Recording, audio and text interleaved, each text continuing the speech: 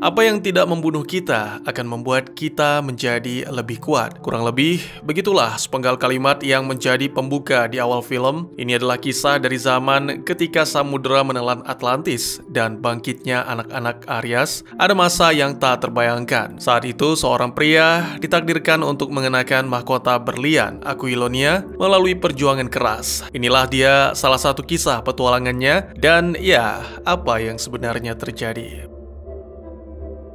Selamat datang dan selamat berjumpa kembali bersama saya Teguh Gusto. Bagaimanapun kabar dan dimanapun kalian berada, tetap sehat, tetap semangat, dan jangan sampai kumat. Bulatkan tekad dan maju terus wahai sahabat. Insya Allah, suatu saat nanti kalian akan menjadi orang yang bermanfaat. Seperti biasa, saya akan bercerita tentang sebuah film yang mana kali ini berjudul Conan the Barbarian. Sebuah film yang rilis di tahun 1982 dengan John Milius sebagai sutradara serta salah satu bintang filmnya adalah om saya.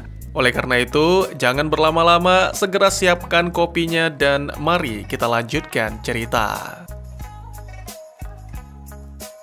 Berlatar di zaman Hyborian atau ribuan tahun sebelum peradaban modern, ditampilkan seorang pandai besi dari suku Cimmerian, Corin, menunjukkan pedang yang ditempa kepada putranya, Conan. Pria itu menjelaskan tentang Tuhan mereka, Crom, yang maha kuasa dan selalu berada di dunia mengawasi manusia. Pria itu juga membicarakan tentang Riddle of Steel, menegaskan bahwa kita tidak boleh mempercayai manusia, baik pria maupun wanita atau bahkan makhluk buas, karena satunya yang dapat dipercaya adalah pedang kita.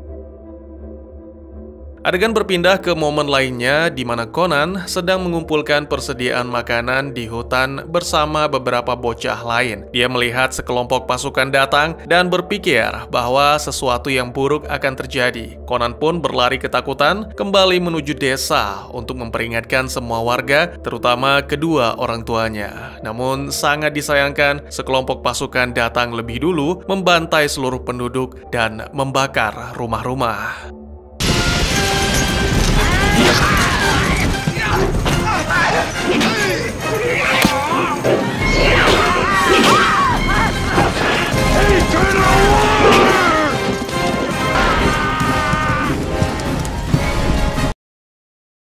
Hanya beberapa pria saja yang mempersenjatai diri dan melakukan perlawanan, termasuk Corin yang bertarung dengan gagah berani. Sayangnya, seorang komandan menyerang dari belakang lalu melepaskan anjing-anjing ganas untuk mencabik-cabik tubuh Corin.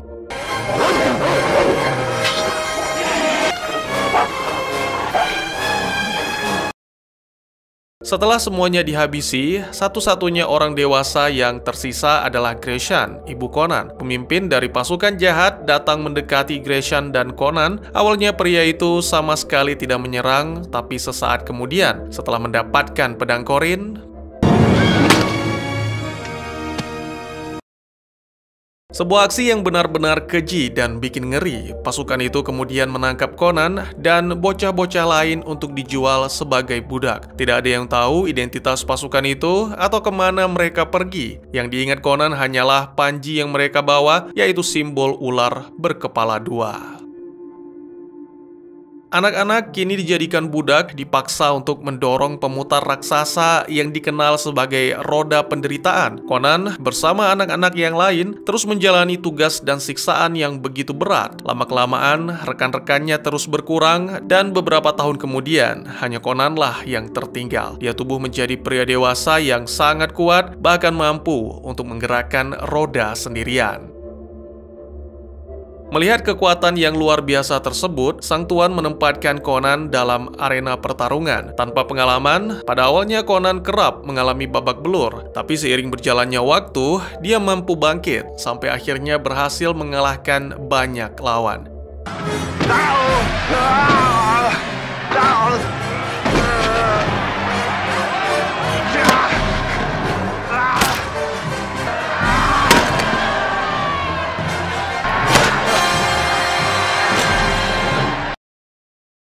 Ya, Conan terus berkembang dan kali ini tuannya mengajak Conan ke wilayah timur di mana dia mendapatkan pelatihan tempur yang lebih formal dari para ahli seni bela diri. Conan tidak hanya meningkatkan kemampuan bertarung tangan kosong, tapi juga kemahiran dalam menggunakan senjata, terutama pedang. Selain itu, Conan juga mengasah pengetahuan dengan membaca dan menulis, bahkan seorang wanita muda juga disediakan agar Conan bisa mempelajari ilmu biologi.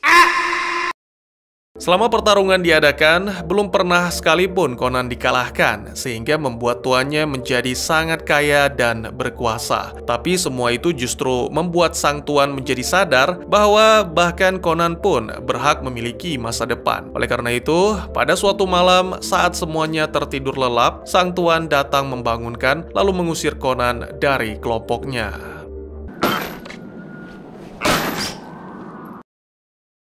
Segera Conan memanfaatkan kesempatan tersebut untuk kembali ke wilayah barat. Dari penampilannya, semua pemburu sudah mengetahui Conan adalah seorang budak, maka dari itu Conan harus terus melarikan diri untuk memperjuangkan kebebasan. Sampai pada suatu hari, dia berlindung di tumpukan batu di mana di tengah-tengahnya terdapat lubang. Dan sangat mengejutkan, ternyata itu adalah sebuah makam raja kuno.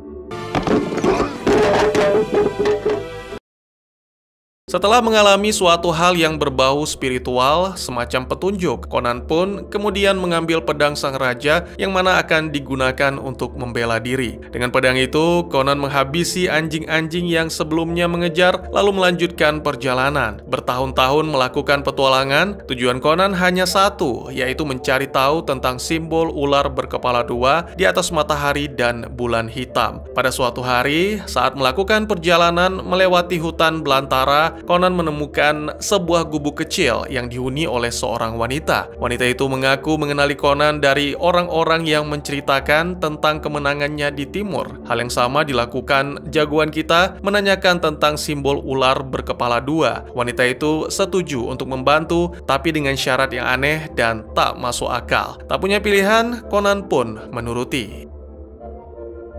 Wanita itu mengatakan tentang kota kuno di Shadizar. Segera setelahnya, dia berubah menjadi iblis lalu menyerang serta berusaha melempar Conan ke dalam api. Terungkap bahwa wanita itu sebenarnya adalah seorang penyihir, tak mampu mengalahkan Conan. Penyihir itu pun berubah menjadi bola api dan segera melarikan diri.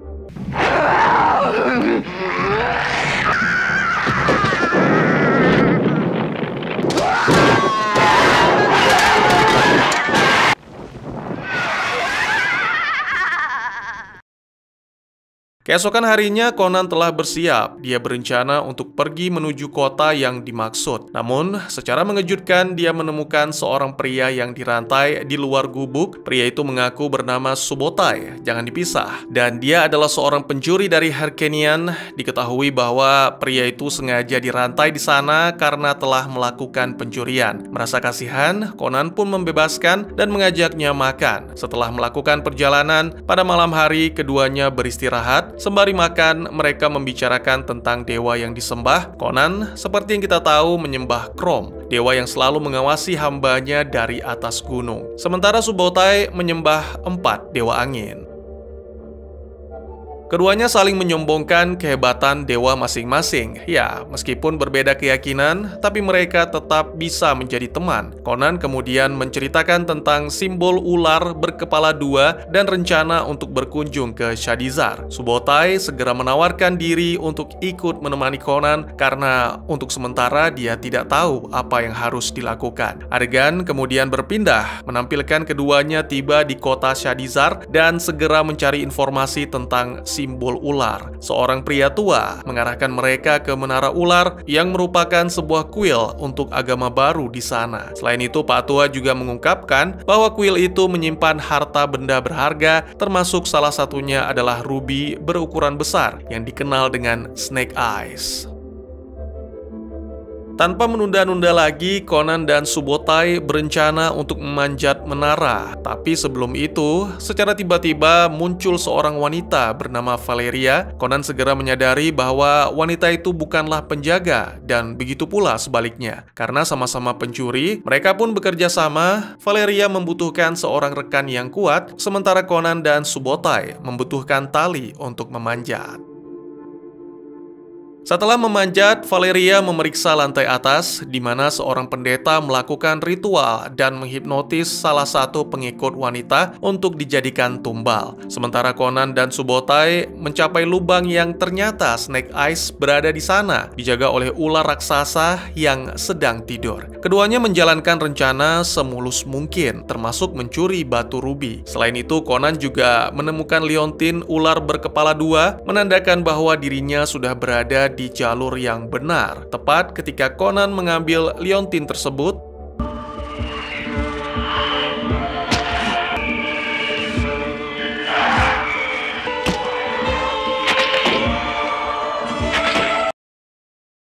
mengetahui ular raksasanya mati, si pendeta yang diketahui bernama Rexor pun merasa marah sekali. Dia memerintahkan penjaga untuk menangkap para pencuri, tapi untungnya Conan dan teman-teman berhasil melarikan diri, bahkan tanpa terluka sama sekali.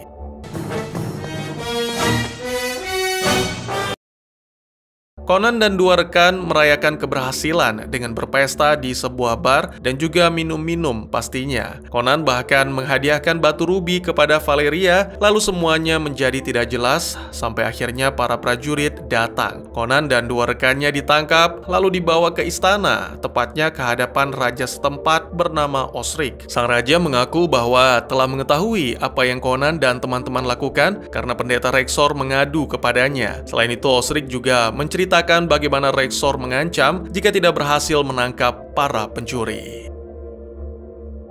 Mendengar hal ini, Conan dan rekan-rekan mulai memikirkan cara untuk melawan dan membebaskan diri. Namun sangat mengejutkan, alih-alih mengeksekusi, sang raja menjelaskan bahwa dia tidak menaruh respek terhadap kultus ular dan bahkan mengucapkan selamat atas keberhasilan Conan telah mengacaukan ritual. Osric juga menjelaskan bahwa putrinya, Yasmina, telah dipaksa bergabung dengan kultus tersebut dan menjadi pengikut setia pemimpin kultus, Tulsa Doom. Saat ini, dia sedang dalam perjalanan ke Quilset untuk dinikahkan dengan Doom.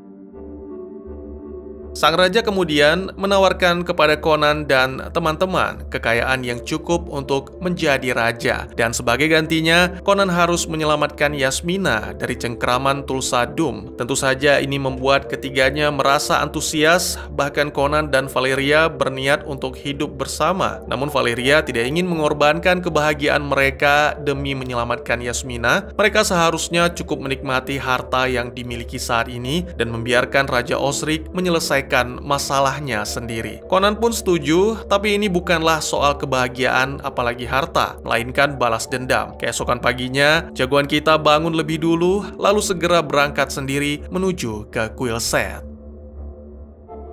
Beberapa waktu kemudian, Conan melewati area dengan batu-batu suci, tempat di mana orang-orang hebat, raksasa, dan dewa pernah hidup di sana. Tempat itu dijaga oleh seorang penyihir tua bernama Akiro. Saat muncul, Pak Tua itu mengancam dengan kata-kata seram dan mantra-mantra gelap. Sambil tertawa, Conan menanyakan apakah bisa tolong panggilkan setan, dan keduanya pun tertawa. Tanda dimulainya pertemanan. Ya, mungkin inilah sebabnya banyak yang mengatakan lelaki adalah makhluk yang sederhana. Dengan cepat, keduanya pun bisa menjadi teman, menghabiskan malam dengan berbicara tentang kehidupan dan bagaimana cara menjalaninya. Saat Conan menjelaskan tentang misinya, Akiro memperingatkan bahwa Doom bukanlah manusia biasa. Namun hal itu sama sekali tidak membuat Conan gentar. Keesokannya, dengan penuh keyakinan, Conan kembali melanjutkan perjalanan sampai dengan menemukan tempat baru di mana orang-orang berkumpul. Sekali lagi, Conan menghabiskan malam di sana, lalu pagi harinya sekelompok pendeta mendatangi tempat itu, merekrut beberapa anggota baru, dan kesempatan tersebut segera dimanfaatkan oleh Conan untuk merebut pakaian seorang pendeta.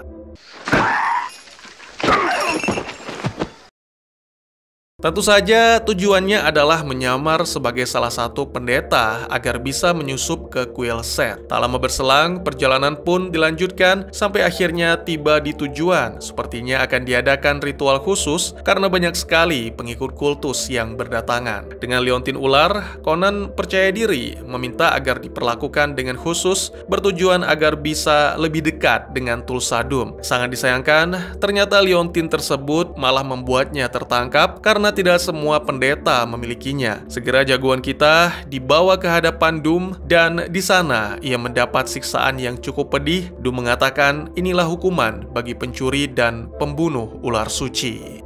Infidel!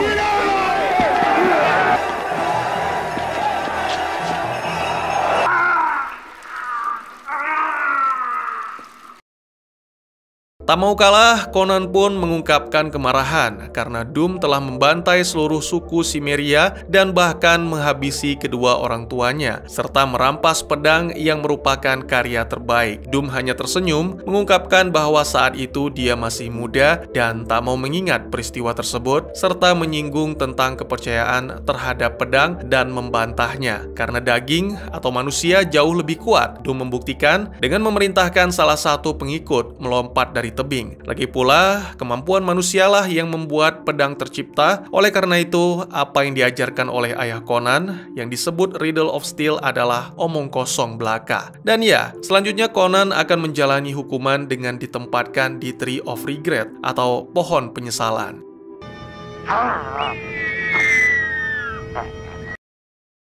Waktu demi waktu berlalu dan kondisi Conan semakin lemah. Di saat terakhir, jagoan kita tertawa lega karena sekilas melihat pertolongan telah tiba. Itu memang bukan halusinasi karena yang datang adalah Subotai. Namun sepertinya dia terlambat karena tak lama berselang Conan sudah tak sadarkan diri.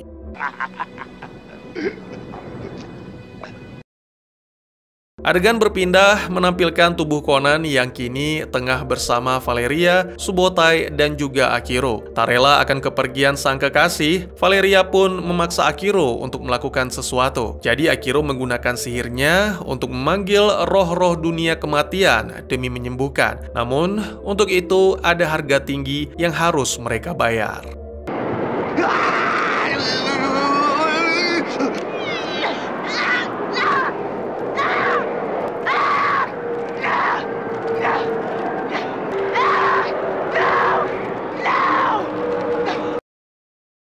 Beberapa hari kemudian, akhirnya Conan pun siuman. Ini adalah suatu momen yang sangat emosional bagi semua, terutama Valeria. Wanita itu berjanji akan terus berada di sisi Conan. Setelah Conan benar-benar pulih, kembali mereka akan melanjutkan misi untuk menyelamatkan Putri Yasmina dan menghabisi Doom. Menurut informasi dari Subotai, sebenarnya tidak sulit untuk menyusup ke dalam kuil Seth, asalkan tidak ada yang dibutakan oleh dendam. Semua pasti tahu siapa orang yang dimaksud, namun Conan hanya diam tak berkata. Setelah semuanya siap, Conan dan teman-teman mewarnai tubuh mereka untuk berkamuflase. Mereka masuk lewat salah satu gua di belakang kuil sembari menghabisi para kroco yang menghalangi. Diketahui bahwa ternyata tempat itu juga menjadi rumah jagal yang sekaligus mengungkap bahwa para pemimpin kultus adalah kanibal. Masuk lebih dalam, para pejuang menemukan ruangan singgasana di mana semuanya sedang berpesta, termasuk Putri Yasmina yang berlutut di dekat Doom. Beberapa saat kemudian, terungkap rahasia tentang kekuatan dan umur Doom yang panjang. Ya, sebenarnya si pemimpin kultus bukanlah manusia, melainkan siluman ular.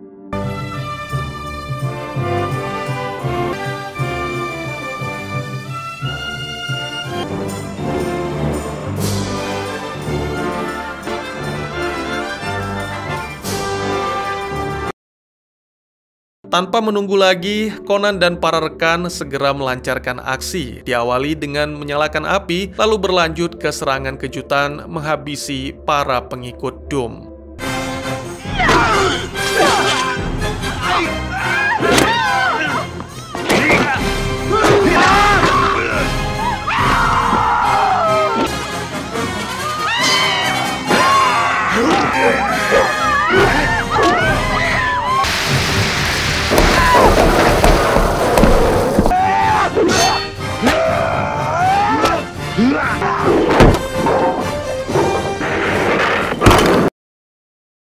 Berkat kerjasama yang apik, pada akhirnya para pejuang berhasil mencapai Yasmina dan membawa wanita itu secara paksa. Mereka kemudian melarikan diri dari tempat terkutuk itu dengan menggunakan kuda. Sayangnya tak lama kemudian Doom dan para komandannya muncul dari salah satu gua. Kini dia telah berubah kembali ke wujud manusianya dan dengan marah ia mengatakan bahwa kelompok Conan akan segera merasakan bagaimana mengerikannya kegelapan. Setelah itu, Doom mengubah seekor ular beracun menjadi anak panah lalu menembakkannya. Sangat disayangkan, anak panah itu mengenai Valeria. Menyadari hal ini, segera Conan dan Subotai menurunkan wanita itu lalu bergegas untuk membawanya ke Akiro. Sayangnya Valeria menolak karena inilah harga yang harus dibayar demi membangkitkan Conan. Adegan kemudian berpindah menampilkan upacara pembakaran Valeria, yang mana bagi Conan itu adalah sebuah pemakaman yang layak. Sementara Yasmina yang masih melawan diikat pada sebuah batu. Wanita itu terus mengoceh dan mengancam bahwa Doom akan sangat marah dengan hal ini dan akan menghabisi Conan beserta teman-teman. Namun, Conan sama sekali tidak marah, melainkan tersenyum berharap Doom benar-benar datang. Setelah beberapa momen membicarakan strategi bersama Subotai dan Akiro, ketiganya pun mulai mempersiapkan segalanya termasuk alat-alat tempur dan juga perangkap. Beberapa hari kemudian, diketahui bahwa Doom datang bersama pasukan hendak melakukan serangan. Conan dan rekan-rekan dengan senang hati menyambut. Sebelum itu, Conan berdoa kepada Chrome. Bukan doa keselamatan, tapi doa agar balas dendamnya dilancarkan. Dan sesaat kemudian, pertempuran pun dimulai.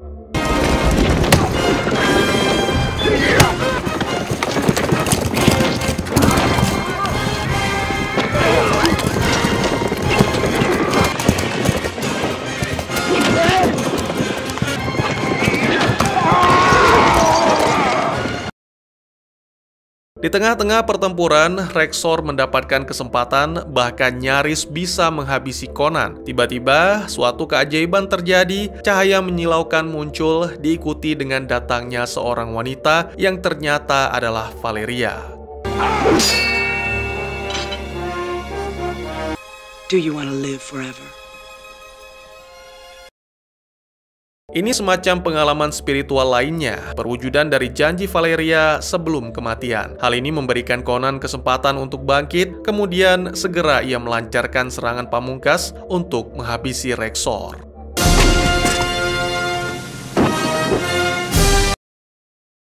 Setelah kehilangan seluruh anak buah, Doom pun sadar bahwa cinta tak harus memiliki, begitu juga Osric yang tidak boleh memiliki Yasmina. Oleh karena itu, sekali lagi Doom mengubah seekor ular menjadi anak panah, dan kali ini targetnya adalah Yasmina.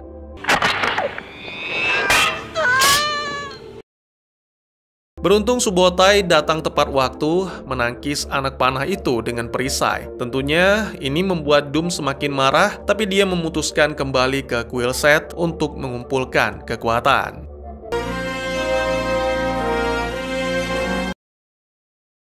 Adegan kemudian berpindah ke beberapa waktu kemudian. Ditampilkan malam harinya, Doom mengadakan ritual pemurnian dengan api obor. Sementara diketahui bahwa ternyata Conan mengikuti dengan bantuan Putri Yasmina yang telah bergabung dalam misi. Saat mengetahui hal ini, Doom menyambut Conan dengan tangan terbuka, bahkan menyebut jagoan kita sebagai anaknya karena telah memberikan kesempatan untuk menjalani hidup yang berat sampai akhirnya menjadi kuat. Terungkap bahwa apa yang diucapkan Doom adalah suatu pengalihan yang memberinya kesempatan untuk menghipnotis Conan. Namun untungnya Conan dengan cepat menyadari dan segera melancarkan serangan untuk memenggal kepala Doom menggunakan pedang sang ayah.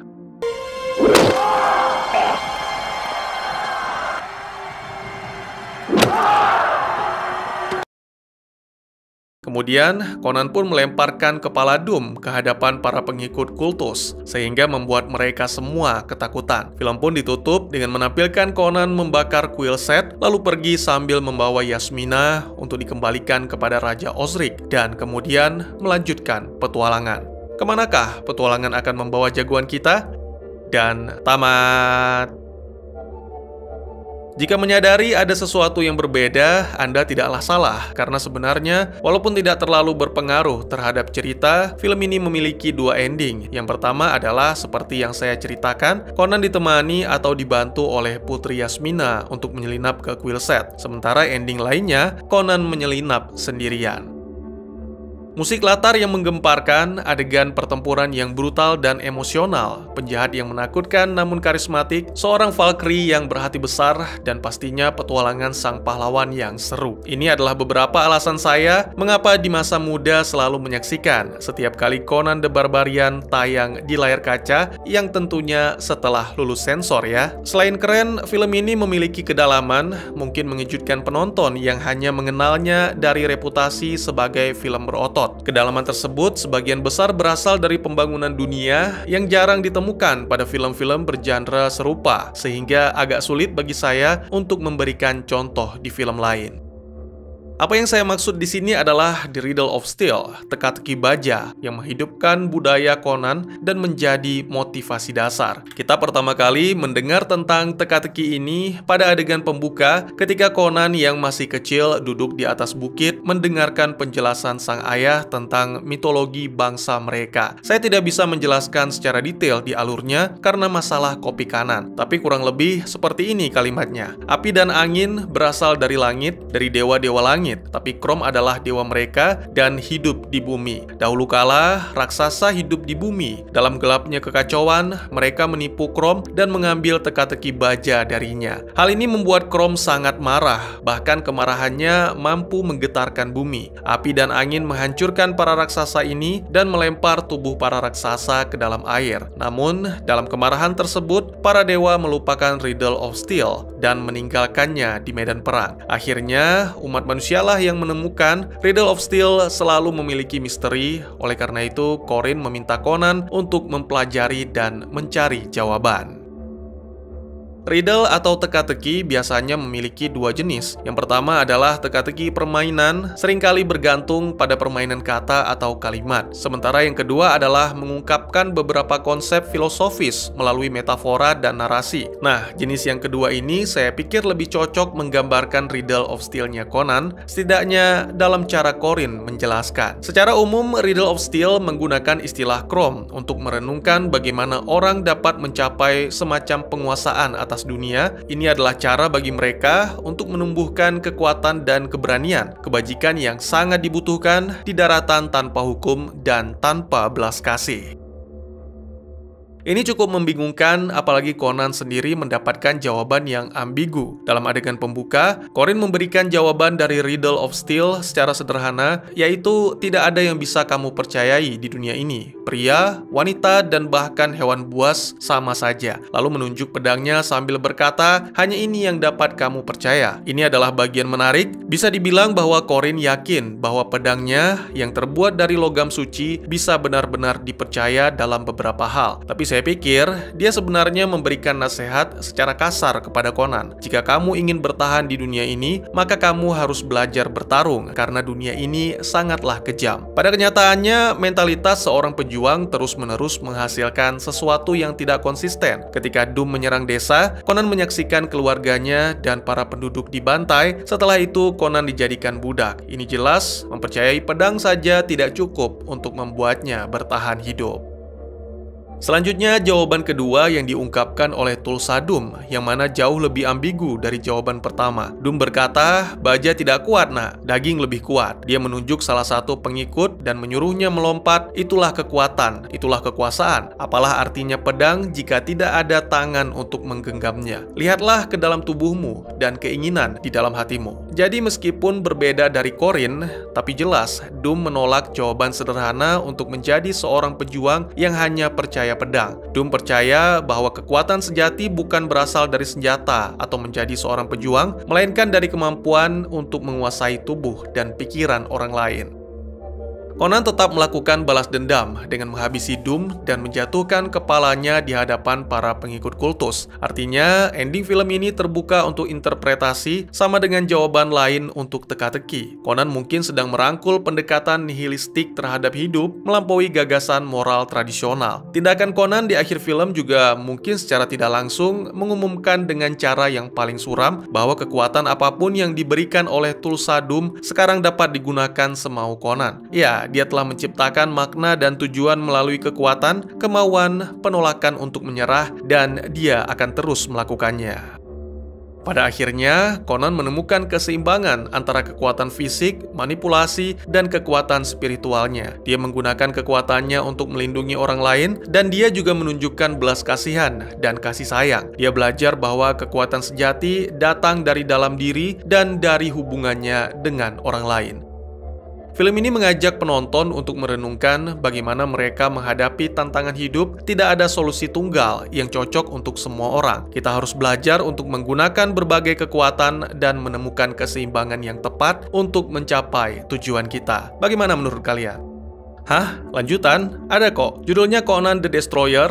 Akan saya lanjutkan seperti biasa jika dan hanya jika teman-teman tertarik. Cukup dengan like video ini. Mungkin segitu saja teman-teman. Terima kasih buat yang sudah menyaksikan. Silahkan memberikan komentar, bertanya, ataupun merequest kira-kira film apa yang menarik untuk dibahas. Bisa lewat kolom komentar. Atau buat yang malu-malu bisa via DM ke Instagram saya di @tekogusto. Insya Allah pasti akan dibaca. Mari kita jadikan kolom komentar sebagai sarana penambah wawasan dan menciptakan jalinan persaudaraan, bukan malah menjadikannya sebagai tempat pembulian sehingga menciptakan permusuhan. Jangan lupa untuk dukung terus channel ini dengan cara share, like, dan subscribe, karena dukungan dari kalian sangat berharga bagi saya demi perkembangan channel ini. Saya Gusto, sampai jumpa di video selanjutnya. Tetap semangat, tetap bersyukur setiap hari. Dadah!